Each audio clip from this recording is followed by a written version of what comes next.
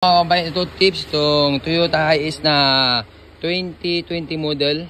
So ito paano ba magpalit ng cabin filter? Ito, yung mga gusto mag DIY. So ito, ayan, tanggalin mo. Ayan guys.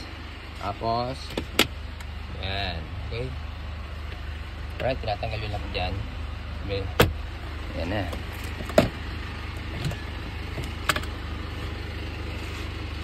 Tapos yun na. Yung cover, tingnan nyo boss, tingnan nyo mabuti boss. Ayan, yung clip yan, ipe-press lang yan para matanggal mo yung cover. Ayun yan boss, ilayin mo.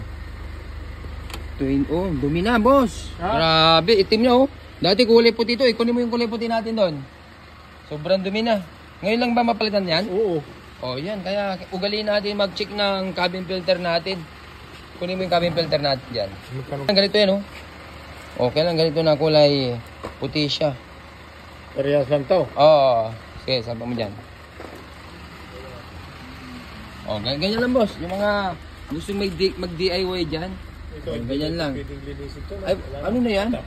Mura lang naman boss, bago na. Nililinis yun, sobrang itim na yan. Ganyan lang. Ganyan lang kabisik mga boss. Okay. Dito lang. Thank you.